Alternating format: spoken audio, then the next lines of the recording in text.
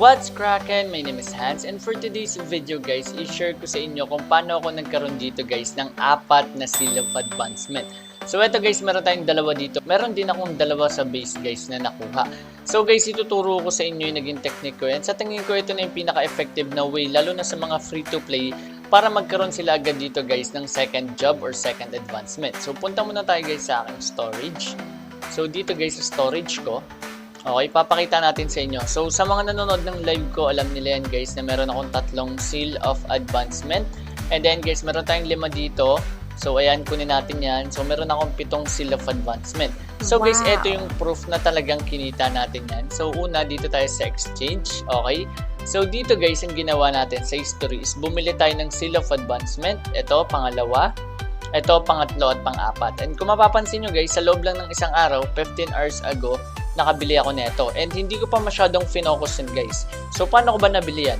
First one is may napulot akong cloth chest armor.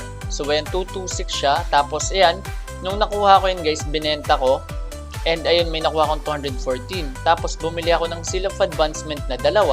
At next one naman guys, itong mga materials ko, like 24 na diamonds, 36, 37, 15, and then bumili tayo dito ng isang seal of advancement. Tapos nakabenta tayo dito guys ng animal bone shoulder strap. Ito, sa collection to. Tapos portable water pouch, bag fluid na 100 diamonds, and ayan, pinambili natin siya ng seal of advancement.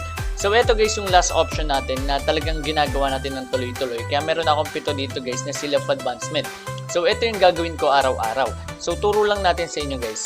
Kasi nakadepende yan guys kung ano yung server nyo and kung magkano yung bentahan ng seal of advancement sa inyo. And also guys kung magkano rin yung bentahan ng per collection items or items dyan sa mga server nyo. So for example, pwede ko maging technique is dito. Ito guys yung animal blood. So pag chinek natin yan, 14 diamond siya. So medyo mahirap siya makuha pero mas madaling makuha tong isa guys. Itong animal bone shoulder strap.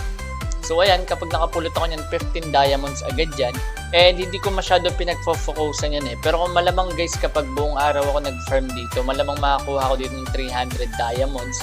So 3 seal of advancement agad yan. Ngayon, try natin guys ha. So pakita natin sa inyo.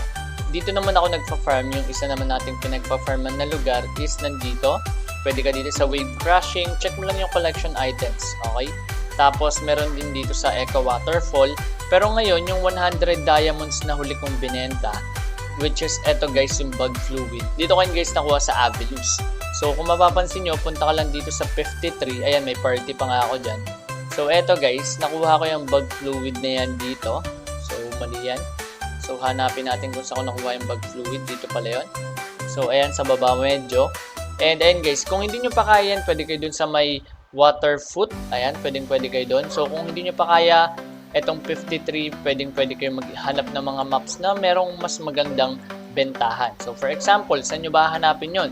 First one is punta muna kayo ng map. So click nyo lang yung map, then world. So kunyari ang kaya nyo lang dito is nasa Bastion. Like ang kaya nyo lang is level 45. Check nyo lang guys kung magkano yung bentahan yan sa collection. So for example, ayan, pinakita ko na sa inyo to pati animal blood. And itong alluvial gold pouch, ayan, may possibility rin na makakuha kayo yan.